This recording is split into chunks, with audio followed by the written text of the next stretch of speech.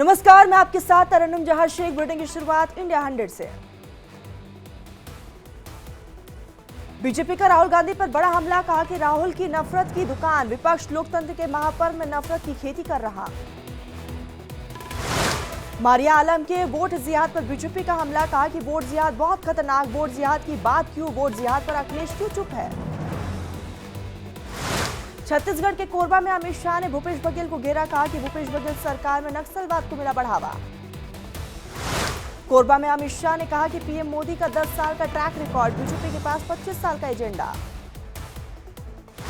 रविशंकर प्रसाद ने कांग्रेस पर बोला हमला, कहा कि ये लोग कुछ भी करते हैं, ये बात ये आपातकाल लगाने वाले लोग हैं, संविधान से नहीं होगा कोई भी छेड़छाड़। बीजेपी महासचिव तरुण चुग ने विपक्ष पर बोला हमला, कहा कि कांग्रेस और विपक्षी पार्टियां लगातार कर रही भगवान राम और सनातन धर्म का अपमान, वोट बैंक की राजनीति के लिए ऐसा करना दुर्भाग्यपूर्ण। दिल्ली बीजेपी अध्यक्ष वीरेंद्र सचदेवा का बड़ा दावा, कहा कि दिल्ली में आप कांग्रेस का होगा सफाया, सभी सीटें जीतेगी BJP. Anupama fame Rupali Ganguly BJP में हुई शामिल, दिल्ली में विनोद तावड़े और अनिल बालूनी की मौजूदगी में ली सदस्यता।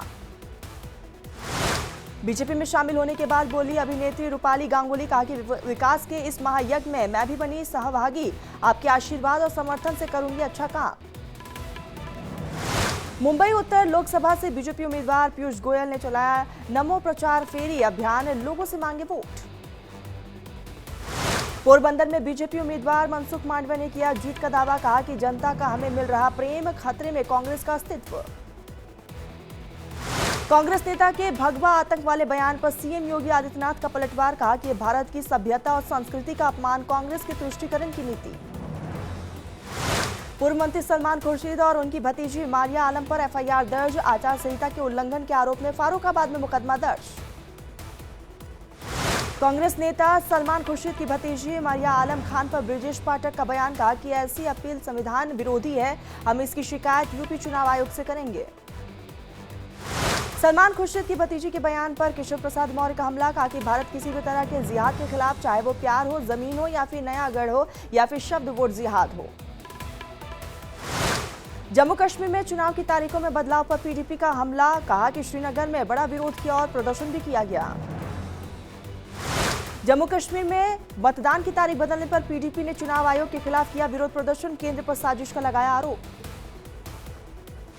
श्रीनगर में चुनाव की तारीख बदलने को लेकर बोले नेशनल कॉन्फ्रेंस नेता उमर अब्दुल्ला, कहा कि बीजेपी और उसके सहयोगी दल को फायदा पहुंचाने की हो रही कोशिश।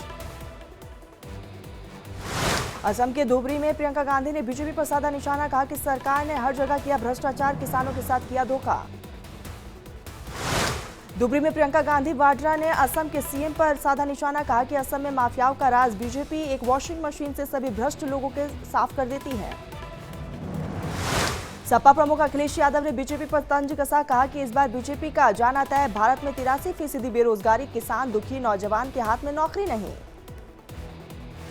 कर्पूरी ठाकुर को लेकर पटना में तेजस्वी यादव का पीएम मोदी पर हमला, कहा कि पीएम मोदी को जानकारी का अभाव है, कर्पूरी ठाकुर के विचारों का विरोध कर रहे पीएम। मीसा भारती ने बीजेपी पर साधा निशाना, कहा कि जनता ने बीजेपी के 400 पार के दावे पर हवा निकाल दी है, हार से घबराई हुई है बीजेपी। सुनीता केजरीवाल से मिलने के बाद कांग्रेस उम्मीदवार कन्हैया कुमार का बयान सामने आया, कहा कि देश में चल रही है तानाशाही, हम तानाशाही के खिलाफ इस लड़ाई में एक साथ। केजरीवाल की पत्नी सुनीता केजरीवाल से मिले कांग्रेस नेता कन्हैया कुमार, दिल्ली के आवास पर मुलाकात हुई, कन्हैया के लिए प्रचार कर सकती है सुनीता।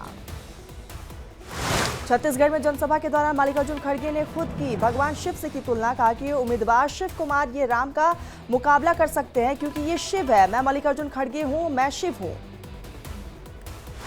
खड़गे के शिव वाले बयान पर चिराग पासवान का पलटवार, कहा कि ये लोग जब भगवान में लड़ाई की बात कर रहे हैं तो सोचिए इंसानों को भी किस तरह से बांटने का काम करते होंगे।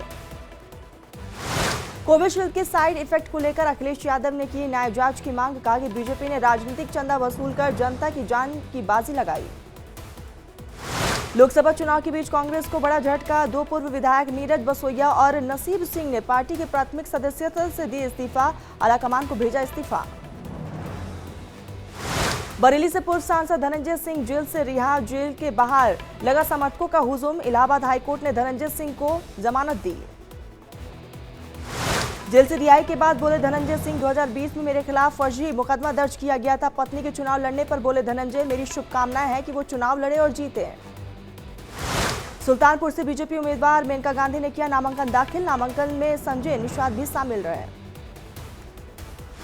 दिल्ली के उत्तर पूर्वी सीट से मनोज तिवारी ने नामांकन दाखिल किया। रक्षा मंत्री राजनाथ सिंह साथ रहे। नामांकन से पहले मनोज तिवारी ने किया रोड शो। रक्षा मंत्री राजनाथ सिंह भी साथ में रहे मौजूद। दिल्ली में राजनाथ सिंह ने रोड शो के दौरान कहा कि अब हमें कांग्रेस को भंग करना होगा। मनोज तिवारी ने हमेशा दिल्ली के लोगों के मुद्दों को उठाया। उत्तर पूर्वी दिल्ली से बीजेपी उम्मीदवार मनोज तिवारी ने कहा कि हम विकास और विरासत की नई कहानियां लिख रहे हैं। हम यादगार और ऐतिहासिक जीत दर्ज करने जा रहे हैं। पूर्वी दिल्ली में उत्तराखंड के सीएम पुष्कर सिंह धामी ने किया चुनाव प्रचार। बीजेपी उम्मीदवार हर्ष मल्होत्रा के लिए मांगे वोट। पूर्वी दिल्ली से बीजेपी उम्मीदवार हर्ष मल्होत्रा ने किया नामांकन दाखिल। उत्तराखंड के सीएम पुष्कर सिंह धामी साथ में रहे मौजूद। यूपी के सुल्तानपुर सीट से बीजेपी प्रत्याशी मेनका गांधी ने किया रोड शो। नामांकन दाखिल करने से पहले सुल्तानपुर में रोड शो। यूपी के जौनपुर से पूर्व सांसद धनंजय सिंह की पत्नी श्रीकला रेड्डी ने बीएसपी से किया नामांकन दाखिल। आज ही पति धनंजय सिंह बरेली जेल से हुए हैं रिहा। देश भर के 100 से ज्यादा स्कूलों को बम से उड़ाने की धमकी। पुलिस, बम निरोधक दस्ता, दमकल की गाड़ियां मौके पर तैनात। तो स्कूलों में ली गई तलाशी।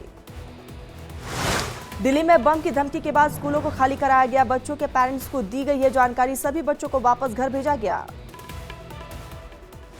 दिल्ली के स्कूलों में बम धमाके की खबर के बाद पुलिस अलर्ट मोड पर। पुलिस के मुताबिक अभी तक नहीं मिला कोई भी संदिग्ध सामान। सभी स्कूलों में ये मिल गए हैं।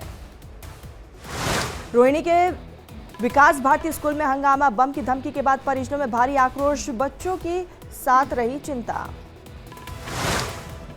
स्कूलों को धमकी के बाद मंत्री आतिशी का ट्वीट सामने आया। कहा कि दिल्ली पुलिस जांच में जुटी हुई है। पुलिस और स्कूलों के साथ लगातार संपर्क में हैं हम। नोएडा के स्कूलों में बम की धमकी के बाद डॉग स्क्वाड और बम निरोधक दस्ते ने स्कूल में की जांच पड़ताल। कई स्कूलों में तलाशी के बाद कुछ भी न मिलने की खबर। सोलापुर के बाद शाम 5 बजे सांगली में सीएम योगी आदित्यनाथ की जनसभा। बीजेपी की उपलब्धियों को देंगे, यहाँ पर जानकारी देंगे, पक्ष में माहौल भी बनाएंगे। शाम 6 बजे योगी आदित्यनाथ की हाथकंड गले में यहाँ पर चुनावी जनसभा। बीजेपी प्रत्याशी के लिए वोट की करेंगे अपील। हैदराबाद में एआईएमआईएम के अध्यक्ष असदुद्दीन ओवैसी ने चलाई बाइक। जनसभा को संबोधित करने के लिए बाइक चलाकर कार्यक्रम स्थल तक पहुंचे। आज अयोध्या जाएंगी राष्ट्रपति द्रौपदी मुर्मू। रामलला की करेंगी दर्शन। शाम को सरयू आरती में भी होंगी शामिल। रामलला की प्राण प्रतिष्ठा पर राष्ट्रपति को लेकर राहुल के बयान को चंपत राय ने किया खारिज। कहा कि राष्ट्रपति द्रौपदी मुर्मू को किया गया था आमंत्रित। असत्य और समाज में भेदभाव पैदा कर रहे राहुल गांधी। राष्ट्रपति द्रौपदी मुर्मू को लेकर संजय राउत का बयान। कहा कि प्राण प्रतिष्ठा के समय नहीं बुलाया गया। चुनाव में माहौल बनाने के लिए भेजा गया अयोध्या। राष्ट्रपति के राम मंदिर दर्शन पर बोले अनुराग ठाकुर, ये स्पष्ट है कि प्राण प्रतिष्ठा में शामिल होने के लिए सभी को निमंत्रण भेजा गया था। राहुल गांधी का झूठ उजागर हो गया। केंद्रीय मंत्री अनुराग ठाकुर ने किए रामलला के दर्शन। विधि विधान से की पूजा अर्चना। बीजेपी की जीत का मांगा आशीर्वाद। तमिलनाडु के सीएम एमके स्टैलिन ने खेला गोल्फ। कोडाईकनाल क्लब में खेला गोल्फ। केंद्रीय मंत्री ज्योतिरादित्य सिंधिया के बेटे महाआर्यमन सिंधिया ने अपने पिता के लिए किया प्रचार प्रसार। मध्य प्रदेश के पिछौर में ट्रैक्टर पर सवार होकर निकाली रैली। छत्तीसगढ़ की high profile Lok Sabha seat Korba से मैदान में उतरी सबसे गरीब प्रत्याशी शांति मरावी। अकाउंट में नहीं है एक भी रुपए। विशेष पिछड़ी जनजाति से आती है शांति। भोपाल में मुस्लिम समाज के लोगों ने लगाए हर हर मोदी घर घर मोदी के नारे। कहा कि अब की बार 400 पार भोपाल में जीतेंगे आलोक शर्मा। महाराष्ट्र में आज मनाया जा रहा 64वां स्थापना दिवस। राज्यपाल रमेश बैस ने महाराष्ट्र दिवस पर ध्वजारोहण किया। परेड कार्यक्रम में भी हिस्सा लिया। यूपी के एटा में इंडिया डेली की खबर का असर। दिव्यांग ने अभद्रता करने वाले बस ड्राइवर को निलंबित करने के आदेश। बस मालिक पर भी जुर्माना। दिव्यांग युवक को ड्राइवर ने बस से धक्का देकर किया था बाहर। जोधपुर में पानी की समस्या को लेकर महिलाओं ने जताया विरोध और सड़क जाम कर किया विरोध प्रदर्शन। बिहार में भीषण गर्मी से राहत की खबर। 4 मई से बिहार के 10 जिलों में बारिश के आसार। 17 शहरों में लू का अलर्ट। हीट वेव के कारण पटना में बदली गई स्कूल की टाइमिंग। 10वीं का सुबह 10:30 से तो वही 12वीं का 11:30 बजे समय रखा गया। आज से 8 मई तक जारी रहेंगे आदेश।